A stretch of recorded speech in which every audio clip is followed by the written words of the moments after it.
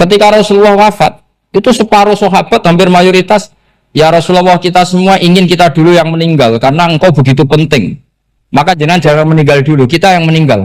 Kalau kita yang meninggal itu gak apa-apa, tapi kalau engkau penting, jangan meninggal. Tapi ada saja sahabat, lah tidak seperti itu. Saya suka Rasulullah meninggal dulu. Alasannya masuk akal. Biar Allah menyaksikan saya kama usaddiquhu hayyan usaddiquhu maitan. Allah biar menyaksikan saya iman kepada Nabi ketika masih hidup. Dan saya buktikan setelah mati pun, setelah meninggal pun, setelah wafat pun, iman. Jadi ternyata baisnya itu supaya orang tahu bahwa iman kita kepada Nabi itu iman yang super. Sehingga ketika beliau sugeng ya kita iman, setelah wafat juga kita iman. Kai usaddiquhu maitan kama usaddiquhu hayyan. Supaya saya mentasdikkan beliau setelah meninggal sebagaimana kita mentasdikkan beliau saat masih hidup. Dan ternyata Allah ridho dengan perkataan sahabat itu. Kenapa Allah ridho?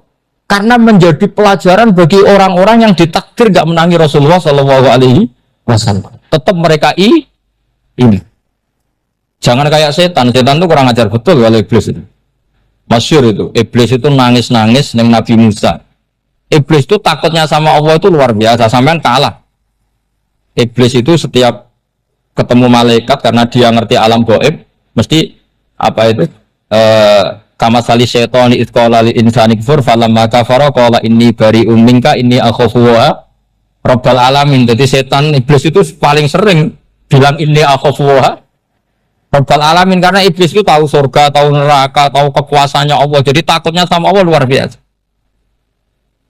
Makanya setiap dia mengajarkan kekafiran, setelah orang itu kafir gimana? Inni bari'um minka inni akhafu rabbal alamin.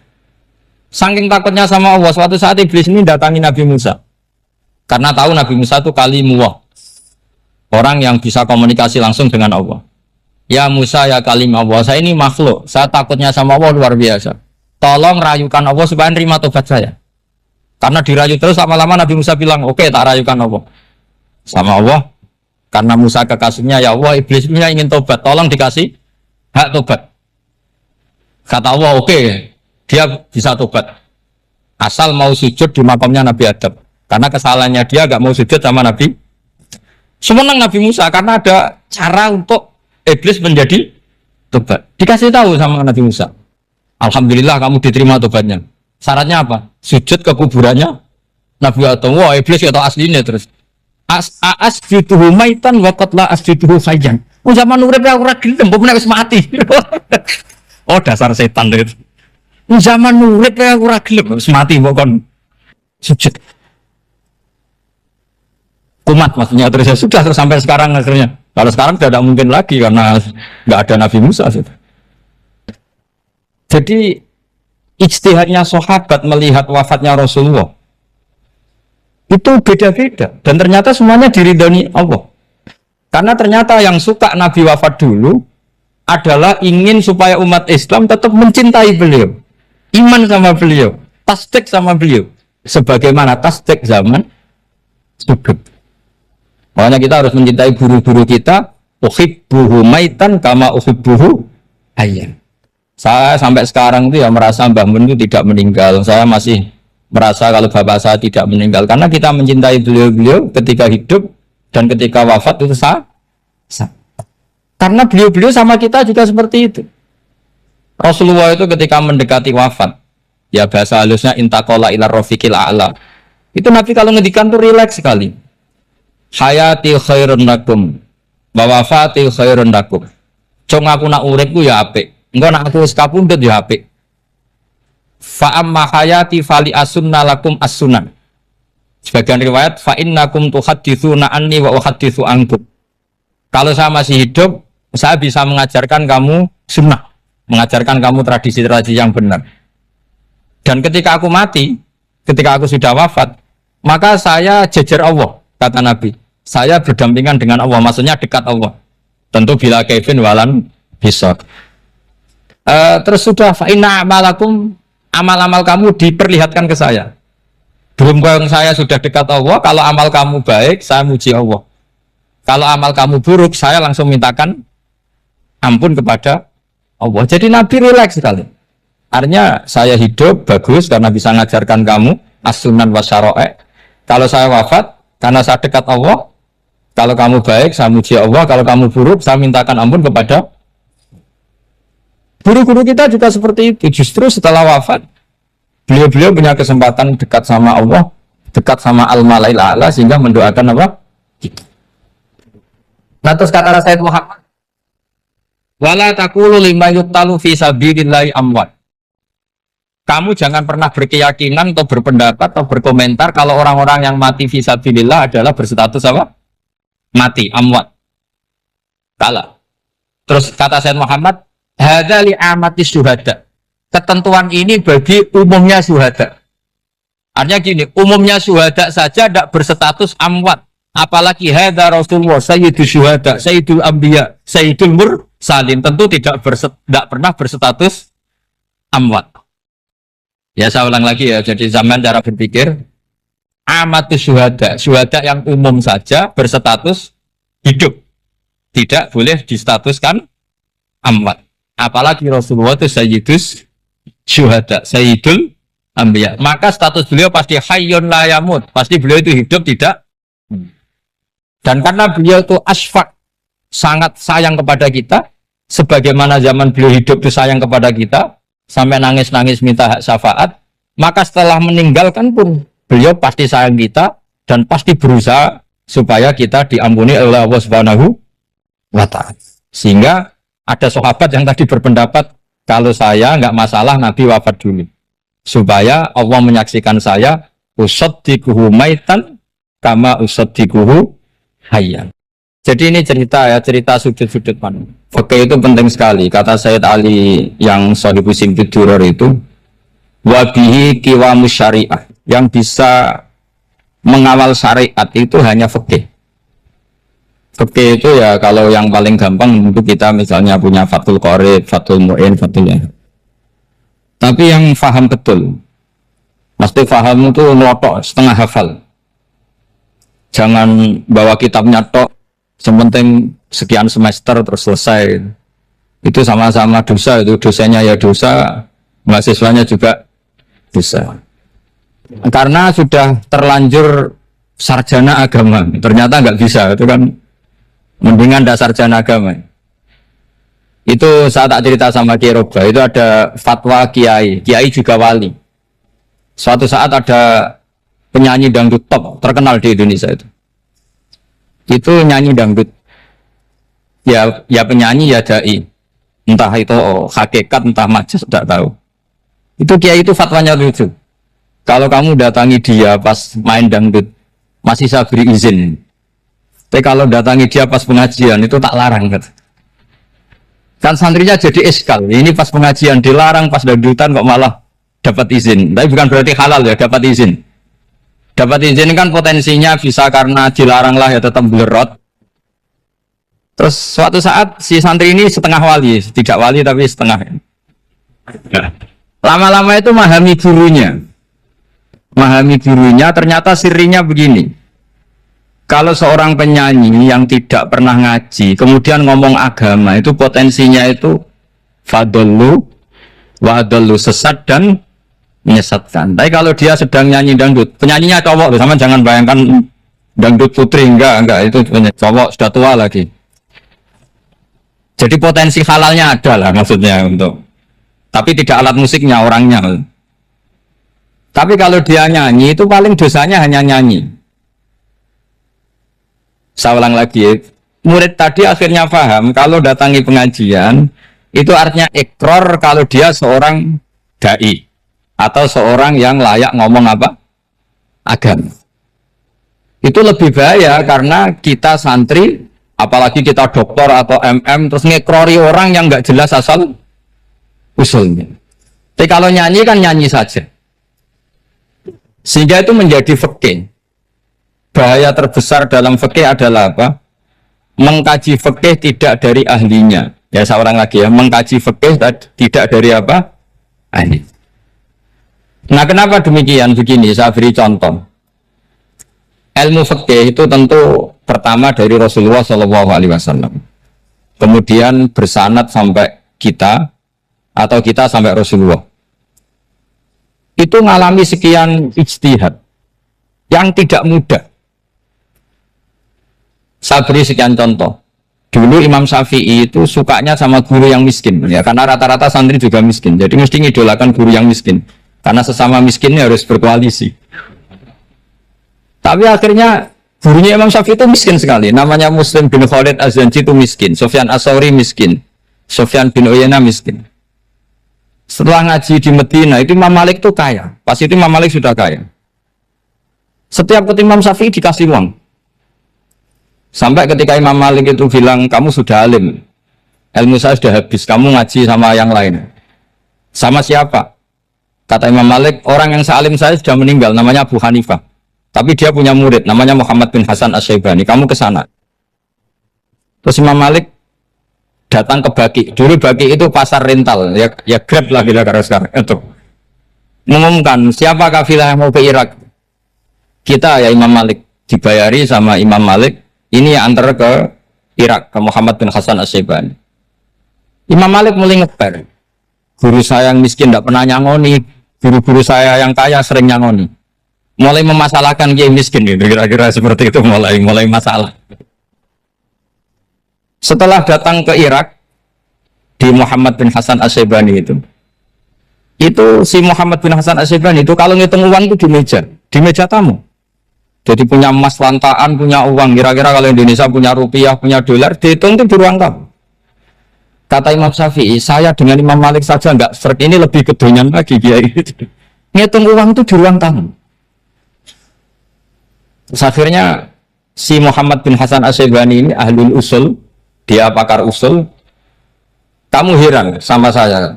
Iya, kiai kok kedonyan. Dia ngomong gitu. Tapi kata Muhammad bin Hasan Asy-Syaibani, kalau kiai tidak boleh kaya, itu tak kayak nawang fasik. Dan gue demenan, gue mabuk. Oh jangan, nanti dipakai maksiat. Penjenengan mawon kersane digetoat. Berarti kiai oleh sugih, pun angsal-angsal. Semenjak itu jadi satu fikih bagi Imam Syafi'i. Ternyata kalau mengharamkan kiai sugih, berarti membolehkan yang fasik sugih. Kalau yang fasik sugih bisa dipakai i'anah alal maksiat. Semenjak itu mindset pikiran Imam Syafi'i rubah. Saking rubahnya sampai beliau berpendapat orang bisa beli Alphard, kok beli carry itu haram. Bisa jadi bupati kayak Pak Roba, jadi RT haram. Soalnya gitu. Bisa keren kayak Gus Bak, kok jadi orang pendengar haram. Pokoknya haram terus. Karena dalil beliau al-Islam ya'lu wala yula'aleh. Coba sampean ridho misalnya jadi orang Gresik dipimpin orang yang enggak sholat, ridho enggak? Enggak. Atau sholat tapi enggak bisa ngaji, ridho enggak?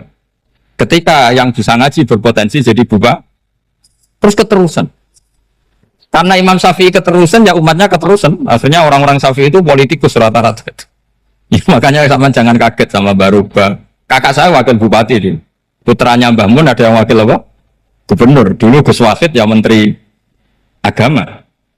Itu asal usul dari perubahan fikih, mindset, cara berpikir Imam Syafi'i. Jadi dulu itu fikih ditemukan itu jelimet, ada perdebatan.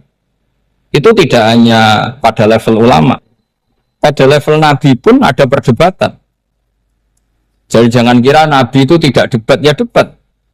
Nabi itu asal seangkatan itu mesti debat, termasuk debat dengan malaikat. Jadi kalau perlu ya debat sama apa? Karena malaikat itu kan lugu itu gak iso mikir. Karena kalau malaikat iso mikir bisa jadi rektor. Nanti kasihan Pak Salam ini. Malaikat gak boleh jadi rektor. Malaikat Israel itu gak tahu etika. Jadi beliau ketika mau membunuh, mencabut nyawanya Ibrahim datang, ya Ibrahim saya ini disuruh nyabut nyawa kamu. Kata Ibrahim, wah kamu itu pasti salah. Kamu tahu saya siapa? Saya ini Khalilur Rahman, kekasih Allah. Masa kekasih membunuh yang dikasih? Ini nggak benar, logika itu nggak benar. Pasti kamu salah. Karena Israel itu tidak bisa debat. Ketika ditanya, hal ra'aita khalilan yumitu khalilah? Masa kekasih membunuh yang dikasih? Saya ini Khalilur Rahman. Masa Allah mencintai saya kemudian membunuh saya? Itu logika nggak benar. Enggak keliru, kamu itu keliru. Israel akhirnya terbang lagi. Ya Allah, katanya logika saya ini salah. Karena masa kekasih membunuh yang dikasih. Karena Israel nggak pernah sekolah, nggak pernah sekolah. Nggak bisa dia jawab. Akhirnya diajarin Allah. Dah kamu bilang gini ke Ibrahim. Hal ra'aita khalilan yakrahu ayyalqa khalila. Masa kekasih tidak siap ketemu yang dikasih. Dibalik logikanya. Akhirnya datang lagi ke Israel. Kata Allah begini, masa jenengan kekasihnya tidak siap ketemu yang kau kasih. Oh ya oke, mati gak apa-apa. Jadi ilmu itu ngalamin perdebatan. Jadi saya datang murni karena Kiai Mas Bukin, bukan karena MC. Itu dosa besar kalau saya datang karena MC. Karena saya punya kewajiban yang lebih besar. Jadi yang bisa mengalahkan adalah a'zoma minhu, yang super besar. Karena jelas ada riwayat inna min abaril birri silatar rojuli ahlawuddi abi. Ya, inna min abaril birri silatar rojul ahlawuddi abi. Di antara kebaikan yang sangat baik adalah seseorang menyambung teman bapaknya. Padahal sampean kan nggak mungkin teman bapak saya. Teman saya aja nggak mungkin, nggak level apalagi bapak saya kan. Jadi malah mohal itu. Saya berkali-kali cerita di mana-mana cerita. Fikih itu harus dievaluasi karena ini masalah furu'iyah. Saya berkali-kali cerita di mana-mana cerita. Hukum berteman orang fasik gimana? Pasti orang jawab haram karena takut ketularan orang fasik. Tapi kalau dibalik, hukumnya bina orang fasik gimana? Ya baik, umatnya Nabi. Bisa bina kalau berteman. Kamu bisa bina orang fasik tanpa berteman? Nggak bisa. Jadi kalau dibalik, hukum berteman orang fasik gimana? Haram. Hukumnya bina orang fasik? Baik. Bisa bina kalau berteman. Berarti berteman orang fasik? Ya terus nanti pada level lapangan sih gampang. Kalau yang soleh membina yang fasik dan yang fasik ketularan yang soleh, maka ternyata kalau yang soleh ketularan fasik ya berarti ternyata buruk. Tapi kan hukum masa nunggu kenyataan kan jadi ya hukum.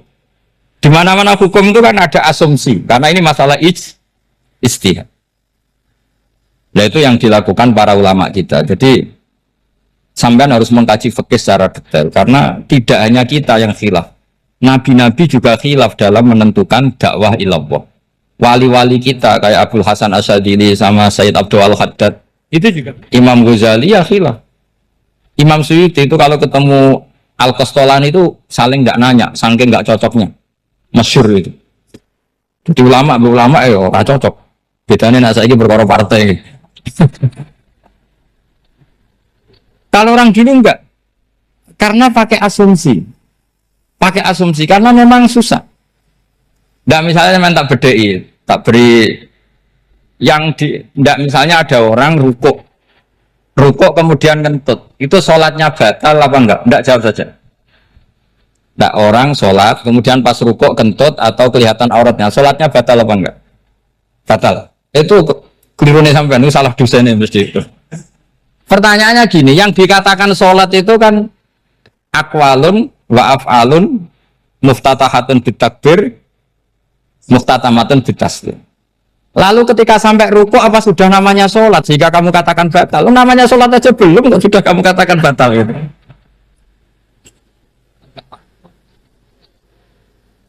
Iya kan? Jadi kalau aku mau sholat pas rukuk ngetut batal atau ora? Mestinya jawaban yang benar, ya ora sholat jadinya gitu. Karena kalau dikatakan sholat definisinya harus sampai salah. Tapi kan kita nggak mungkin ngomong seperti itu kan dianggap majnun. Padahal itu yang benar, yang punya kecerdasan. Nah makanya pertanyaannya, fikih itu ngikuti bahasa awam apa bahasa istilah? Kalau ngikuti bahasa awam ya kayak tadi, sholat kok pas rukuk kentut maka batal. Sebenarnya yang batal itu sholatnya apa rukuknya?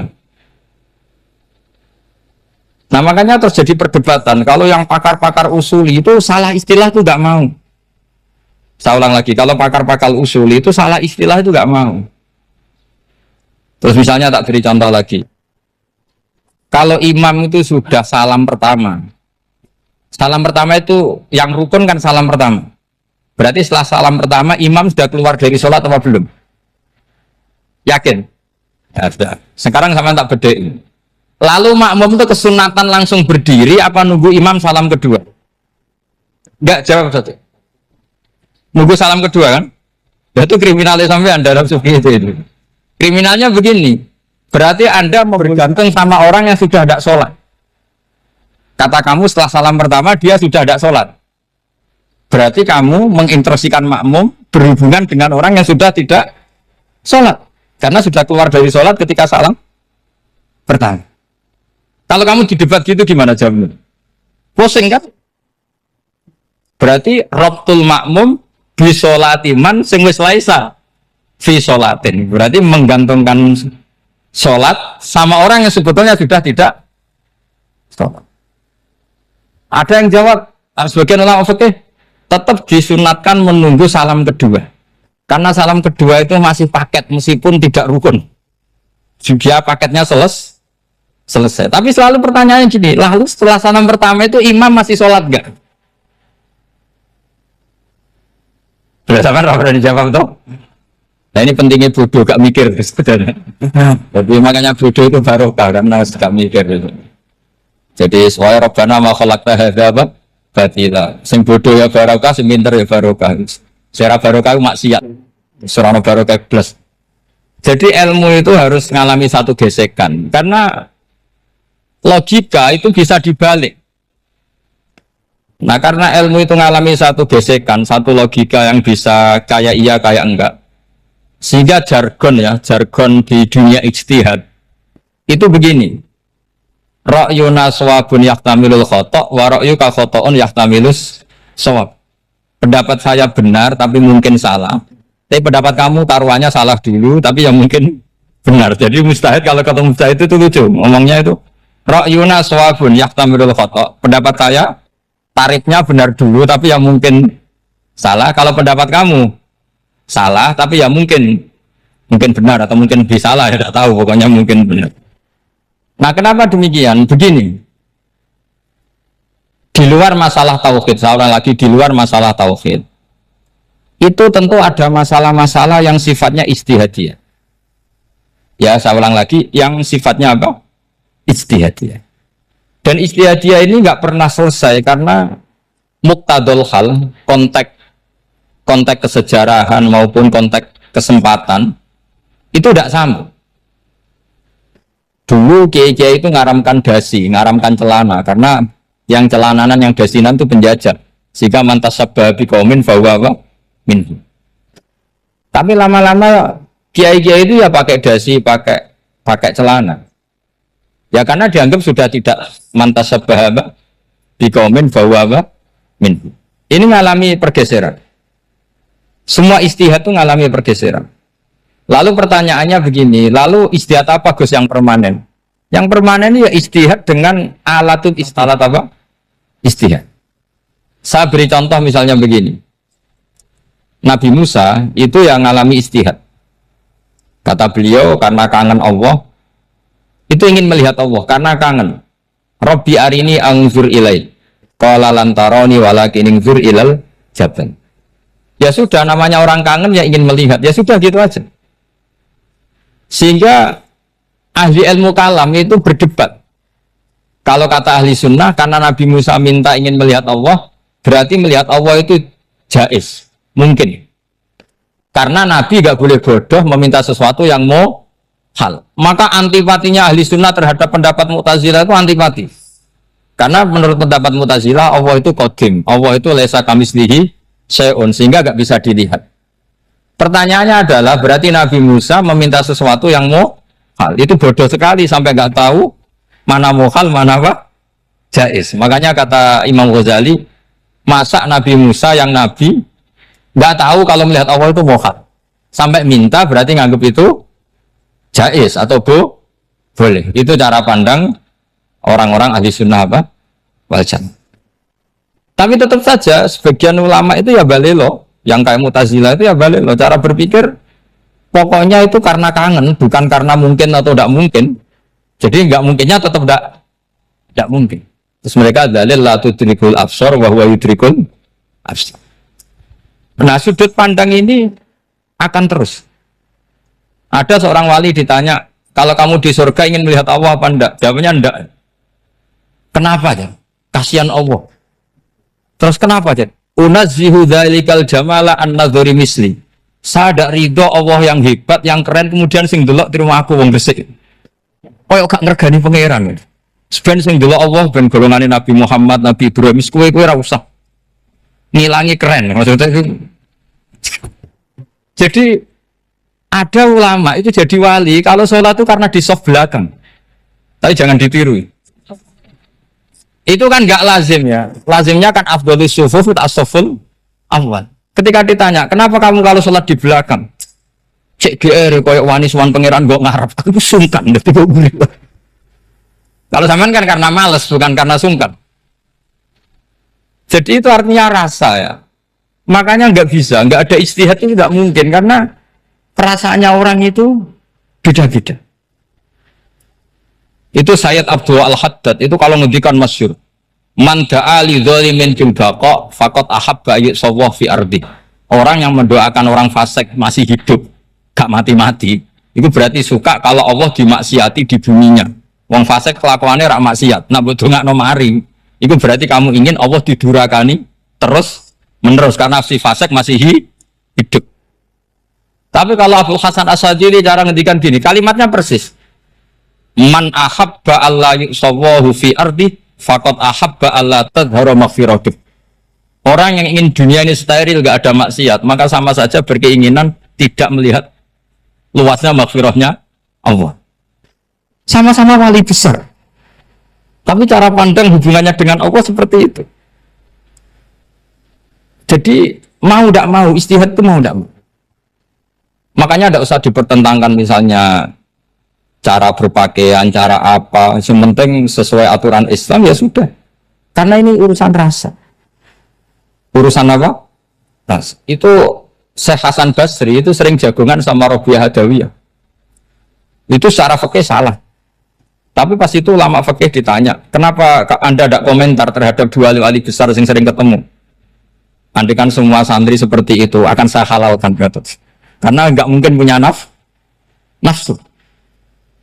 Sehingga fikih dulu memang masih asli. Kamu lihat di takrib misalnya, lelaki melihat perempuan itu nggak boleh kecuali sekian alasan. Termasuk boleh itu li taklim karena mengajar, atau lil muamalah. Lah ini yang mulai masalah.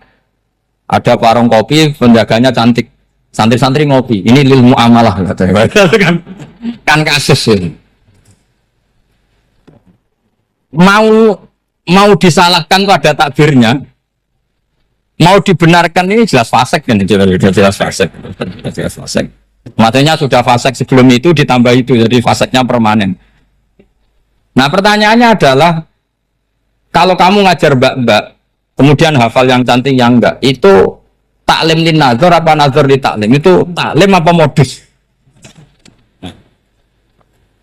Makanya kalau ngopi cari bakul yang cantik, itu muamalah untuk nazar apa nazar untuk muamalah? Loh, kalau saya ngopi dengan kiroba pasti halal. Karena begini, berjalan saja, bareng capek, nggak tahu itu warungnya siapa, terus berhenti ngopi. Kebetulan bakulnya cantik. Nah itu mungkin halal karena kan saya tidak milih-milih. Ingin ngopi kebetulan bakulnya cantik. Kalau kamu kan nggak apal daftarnya. Wah itu mesti haram itu, mesti haram itu. Karena berarti kan kamu menjadikan ngopi ini modus. Gue jagani nak takok pangeran. Lo kok nazar? Muamalah Gusti muamalah. Itu mesti modus. Maka fikih itu harus dikawal oleh tasawuf. Kalau ndak semua hukum fikih bisa diakalin. Makanya Imam Bukhari punya satu bab namanya Kitabul Khiyab. Bab mengkhilaf fikih. Beliau itu antinya sama Abu Hanifah itu luar biasa. Nggak ada ulama dibenci Imam Bukhari kayak Abu Hanifah. Masyhur. Untungnya beliau nggak menangi Abu Hanifah. Kalau menangi geger terus. Bisa faksul masail terus. Itu Abu Hanifah itu ulama yang suka khilaf. Khilaf itu merekayasa hukum. Misalnya begini. Saya ini puasa agak lemes, ujian agak lemes, apalagi kiai serapati di duit, santri beling-beling lemes ini. Apa mangan ini kan, poso-poso kok mangan kan gak keren. Supaya saya bisa makan dan halal, saya bisa ngajak kiai robai ya jalan-jalan, jalan-jalan nyari yang jarak 2 marhalah, Ya sudah, terus bisa makan. Kalau ditanya Allah kok makan musafir. Jadi bolehkah insa'us safar menciptakan pergi demi untuk supaya boleh iftar? Boleh enggak cara jenengan? Enggak boleh, alasannya apa? Kan pergi. Perginya juga enggak maksiat. Itu khilaf. Tapi Sayyid Muhammad, Abu Yasin Muhammad, Muhammad bin Alawi, Sayyid Muhammad itu membela Abu Hanifah. Artinya membela jangan semua khilaf itu diharamkan. Karena itu cara, saya ulang lagi, karena itu cara untuk mengawal bahwa hukum Allah itu luas. Karena kalau nggak ada khilaf itu ya kita kesulitan. Kita kesulitan. Misalnya begini, ini penjelasannya, makanya kita harus sering mendengar. Saya itu dulu masih sangat fikih itu protes, kenapa ada puluhan polisi wanita? Itu kan pekerjaan cowok ya, pekerjaan pria. Tapi setelah mendapat penjelasan dari polisi itu alasannya masuk akal, Gus. Kadang-kadang orang nakal itu menyembunyikan narkoba itu di alat wanitanya. Itu kalau semua lelaki polisi kayak jenengan itu kan masalah itu. Sehingga memang harus ada polisi wanita karena sebagian pengedar narkoba itu perempuan dan menyembunyikannya di tempat itu. Kalau semua polisi cowok kan nggak kebayang. Sehingga kita akhirnya mendengar membolehkan polisi itu wanita. Ada wilayah yang harus wanita. Begitu juga ada pertanyaan, kenapa sih dokter kandungan itu cowok? Saya punya banyak santri yang muhibin saya itu dokter kandungan. Tak tanya, kamu itu kok cowok kok jadi dokter kandungan? Kan pekerjaannya seperti itu. Dia jawabnya lucu. Dari 10 yang tes jadi dokter kandungan, itu yang cewek itu lulus 2. Yang cowok lulus semua.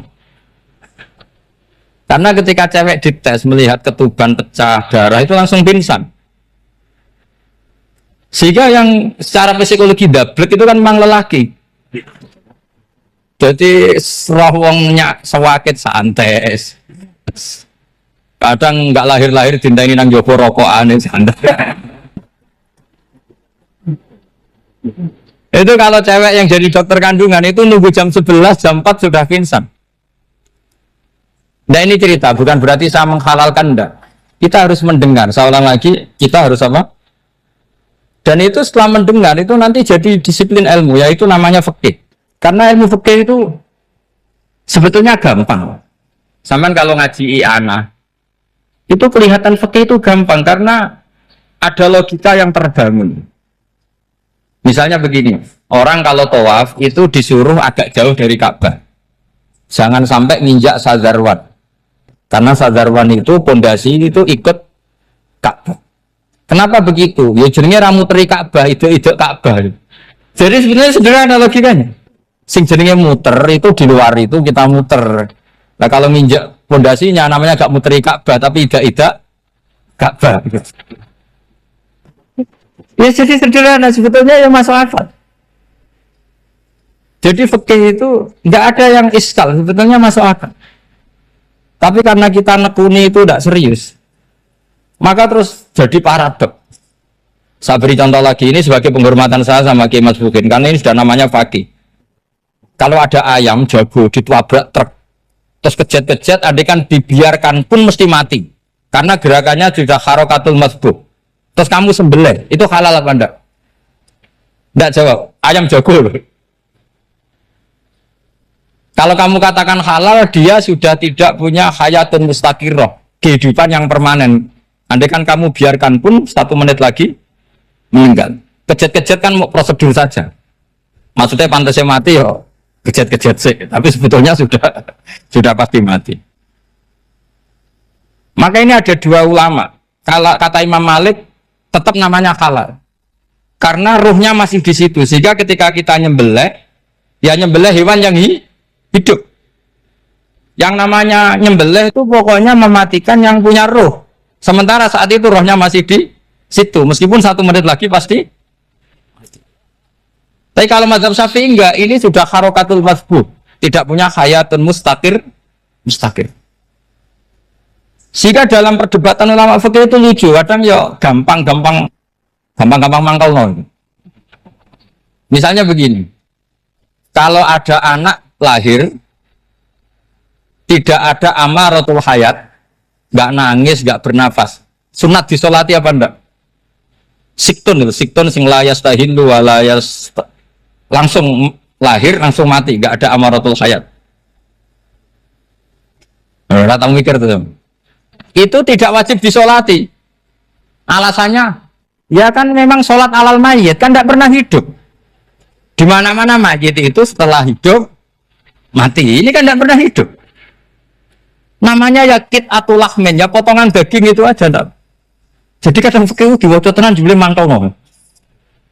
Terus ketika di kitab Minhajul Thalibin itu, kalau kamu keluar mani itu wajib mandi enggak? Wajib kan? Kalau keluar mani inzal itu kan wajib mandi. Nah, kenapa nifas atau wiladah keluar bayi? Kenapa ibu-ibu kalau keluar bayi wajib mandi? Alasannya lucu.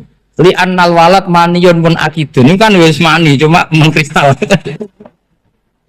Jadi kadang pakai mantul. Apa ya? Sembrono itu masuk wajib mandi wiladah itu karena apa? Li annal walad maniyun mun akidun. Niku mani sing wis mengkristal. Mani sing wis jelalatan lah lahir nangis ngoten. Jadi ternyata karena kenapa fikih butuh alasan nyari hadis tentang keluar anak mandi itu nggak ada yang sorry, yang ada adalah tentang inzal. Innamal ma' minal, akhirnya dicari-cari ternyata walat itu maniyun munakitu. Nah ini problem fikih. Sampean harus siap dengan pelajaran seperti ini meskipun sampean mungkin wong priayi tapi ini ilmu. Ya, saya ulang lagi, ini ilmu. Sehingga ulama itu mau tidak mau harus mau mendengar. Karena logika yang terbangun itu nunggu kalau mendengar kayak tadi. Malaikat Israel baru sadar, masa kekasih bunuh yang dikasih. Masuk akal juga Israel. Kalau sama sampean sih nggak nerima tetap selonang-selonang. Ini masalah Ibrahim, Khalilur Rahman. Sehingga kita di alasan fikih itu harus kita dengar. Saya dulu itu, saya sampai sekarang itu sama kalau bayi lahir masih sudah berbentuk bayi, saya sendiri berpendapat sebaiknya disolatin kalau sudah berbentuk apa? Bayi, meskipun tidak nangis, tidak ada amaratul hayat. Kan yang digugurkan itu wajibnya, bukan masalah boleh dan tidak. Itu banyaklah perdebatan ulama di bab itu. Saya beri contoh lagi perdebatan ulama. Ini contoh-contoh fikih karena ini khusus penghormatan status fakih tadi. Itu kalau ada orang mati, jenazah itu. Jenazah itu kalau sholat, itu kan umumnya jenazah di depan, kita nyolati di belakang. Itu yang mengatakan begitu ya tidak punya alasan, ya taunya mulai dulu begitu, di mana-mana nyolati jenazah, jenazahnya di depan. Tapi di kitab Mahali jelas diterangkan, kata kaul sani tidak wajib. Alasannya ya lucu, fa innal janazah laisat bi imamin. Jenazah itu tidak imam, kenapa harus di depan? Yang kacau kan? Lu coba alasannya di depan apa? Dia ada imam kok. Nah barokahnya fikih itu, jika kita melihat di Arab Saudi sekarang, itu jenazah kan di belakang. Tapi kita tetap nyolati apa? Mayit. Kalau di Arab Saudi musim haji, itu jenazahnya di kamar mayit, tapi kita nyolati. Itu satu-satunya takbir ya tadi, fa innal janazah laisat bimanzilatil imam. Tapi jangan praktekkan, nanti dia kepikiran sesat tuh. Saya hanya cerita ilmu, jangan dipraktekkan. Kalau dipraktekkan masih jadi aliran sesat. No jenazah ning mburi imame kok ngarep aliran sesat. Sebetulnya bukan sesat tuh. Uji coba fikih. Ya karena tadi fa innal janazah laisat bimanzilatil. Bukti lagi kalau sampean sholat ghaib. Sholat ghaib itu misalnya mayitnya di Surabaya, boleh nggak sholat ghaib di sini? Terus jenazahnya di belakang kamu apa depan kamu? Nah ini kan fikih itu pokoknya gitu. Makanya standar furu'iyah itu susah. Karena perdebatannya itu mirip-mirip. Kayak iya, kayak tidak, kayak. Makanya dulu zaman sahabat, ada sahabat itu mencintai Rasulullah. Senengannya sowan. Bukti cinta sowan. Banyak juga yang sahabat bukti cinta Nabi itu tidak pernah sowan. Alasannya ganggu. Kenapa kamu jarang sowan Nabi? Saya sering jamaah sama Nabi, saya tidak pernah sowan. Kenapa? Ganggu. Biar Nabi kalau di rumah sama anak istrinya, saya tidak mau ganggu. Makanya saya termasuk kiai yang gak pati seneng disowani. Karena ya itu tadi. Kalau mulang seneng saya, kalau disowani biasa saya. Kalau kiai roba itu nilai, nak pernah sepuh jadi rasawan nilai. Jadi beda. Saya sering ditilii kiai sepuh. Tapi bahasanya tentu tidak sowan, tapi apa? Nilai. Kalau sowan itu maka kan nafkah itu seperti itu. Jadi ada disiplin di situ, ada disiplin ilmu. Yang kadang kita tidak cocok. Makanya Imam Syafi'i sendiri ngendikan, kadang beliau dengan gurunya, dengan Imam Malik sampai ngarang ikhtilafu Malik. Beliau punya data yang beliau itu sedang nggak sama dengan gurunya, yaitu Imam siapa? Malik. Karena mindsetnya itu beda. Tidak sampai misalnya saya tanya, sholat itu harus menghadap kemana? Tidak, jawab saja. Kiblat kan. Ukurannya apa coba? Namanya madhep. Wajah apa dada? Imam Syafi'i milihnya dada. Sekarang praktekkan dalam dialog keseharian. Saya jagungan sama Kiai Roba seperti ini, terus wajah saya begini, madhep enggak? Nah itu masalah. Terus pertanyaannya, madhep dengan dada itu fis sholat apa fil qiyam?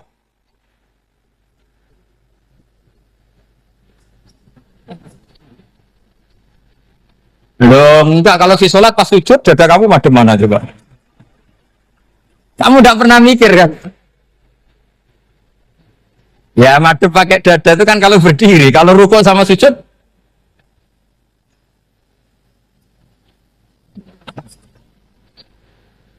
Loh itu ulama itu jelimet gitu.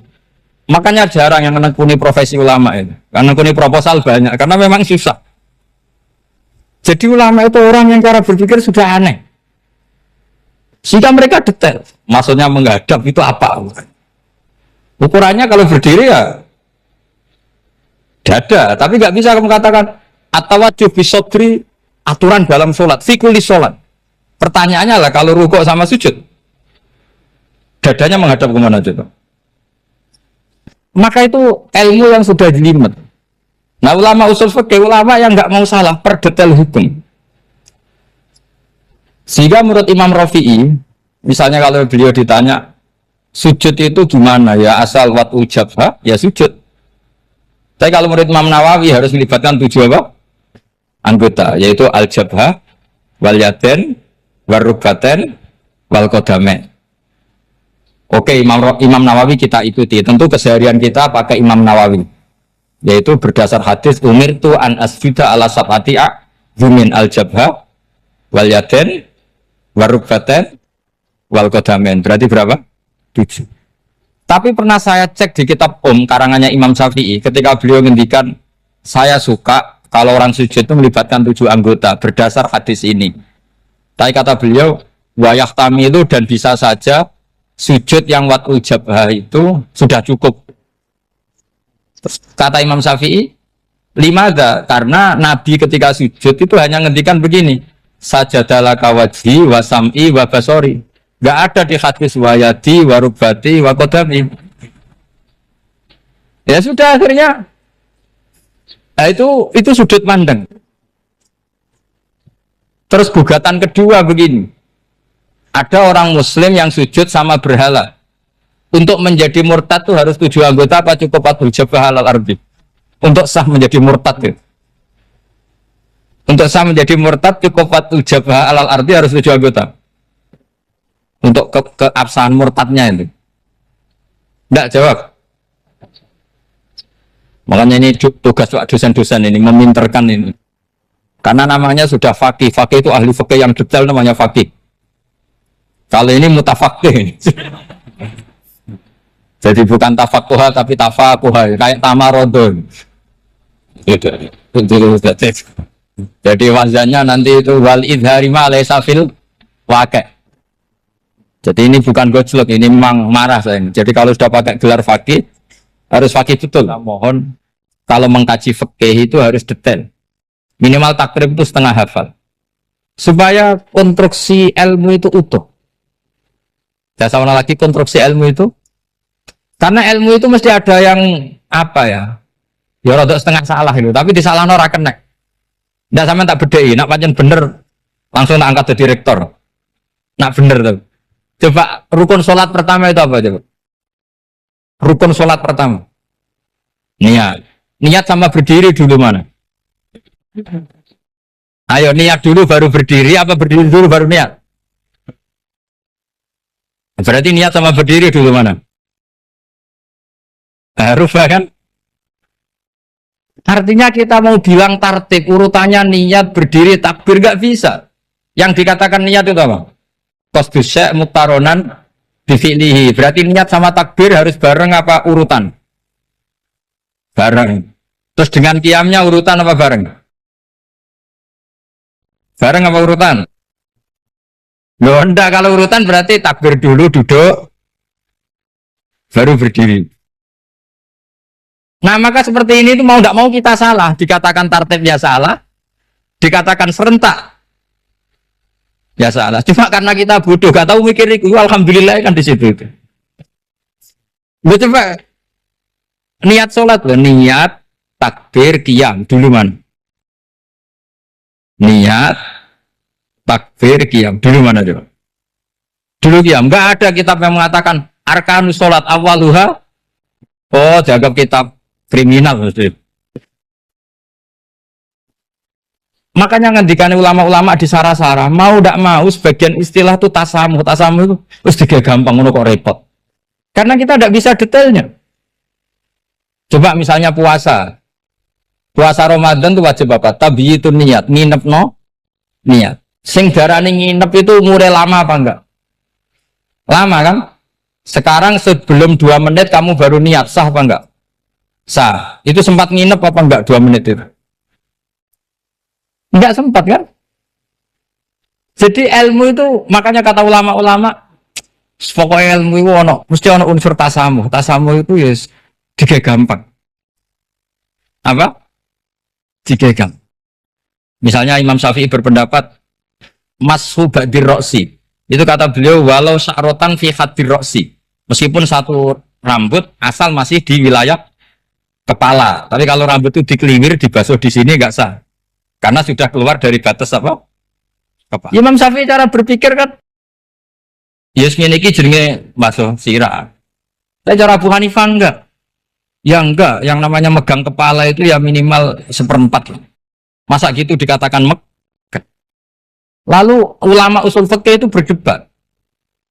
Sesuatu itu sesuai masodaknya. Masodak itu yasduku alaihi kadza, yaitu ini tadi saya cerita ke Ibu Khin tentang ngaji Jamul Jawame. Ini ilmu yang di Jamul Jawame. Sesuatu itu ukurannya mayasduku alaihi kadza apa dengan takrif definisi. Misalnya gini. Sholat itu batal dengan makan. Kalau kamu sholat makan batal enggak? Enggak, jawab saja. Batal. Itu satu upo apa satu piring? Enggak, jawab saja. Satu upo sudah batal. Sekarang bab makan di ngurmat tamu. Cong tamuku keimangan. Iku sak upo apa sak piring? Nah ini kan tidak fair. Di bab tamu makan satu piring, tapi di bab sholat satu upo. Maka pertanyaannya, lalu penamaan sesuatu itu berdasar masodak, mayasduku alaihi ismu kadza, atau berdasar uruf?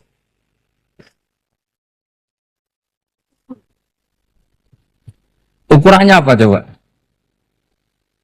Maka terus jadi perdebatan. Nah ini di sini ini pentingnya ulama karena ya sekarang saya bedai sekarang. Cengkeh itu wangi apa enggak? Kategorinya cengkeh. Wangi kan? Kalau orang bikin kue tar pasti pakai apa? Cengkeh. Pakai wedang ronde supaya manis. Apa wangi dikasih apa? Cengkeh. Nah itu saya berkali-kali cerita. Pernah mau dipikirkan orang Islam itu nggak boleh rokok karena dianggap pakai apa? Mewangi karena ada apa? Cengkeh. Tapi terus didebat. Kalau gitu berarti orang Jumatan sunat rokok. Karena Jumatan disunatkan pakai pewangi. Nah itu kan wahnya tuh, wah iya repot ya kan. Jadi kalau cengkeh kamu kategorikan wewangen, yang orang Islam nggak boleh rokok karena pakai cengkeh yang wangi, konsekuensinya orang Jumatan sunat rokok karena berarti di masjid pakai apa? Pewangi, kan sesat semua ya jadi. Jadi itu ilmu. Makanya selain fikih mateng, itu ada ilmu yang namanya usul Usul fikih itu yang neliti itu. Mayas duku alaihi kada. Jadi wis ngono iku darani ngono. Saurang lagi. Ngono iku wis darani ngono. Ora perlu roh detail. Ya, saya ulang lagi. Wis ora perlu roh detail. Makanya Abu Hanifah itu misalnya basuh wajah. Wis angger keteluk ngene iki basuh wajah. Nek Imam Syafi'i kan detail. Mimbaini mana bitis sya'ri sampai ila somahe uzunehi ila zakon. Terus mana bitis sya'ri Imam Syafi'i nambah apa? Ghaliban. Kenapa ditambah ghaliban? Karena kalau orang budak mana bitis sya'rinya di sini. Jadi itu fikih. Jadi fikih itu jelimet. Padahal kita ini nggak pernah berpikir secerdas Imam Syafi'i, tapi akhirnya yang mikir juga. Agak ditambah ghaliban, mana bitis sya'rinya orang budak kan? Sini. Terus sekarang perdebatannya, orang budak basuh masturbasi di sini sah enggak? Karena tadi itu wajah apa kepala, kan jadi bingung gitu. Ya makanya ini mukadimah saya supaya sampean apa lebih disiplin belajar apa fikih dan setidaknya didiskusikan lah kitab-kitab Minhajul Thalibin atau kitab-kitab Mahali. Karena di situ nanti ada perdebatan.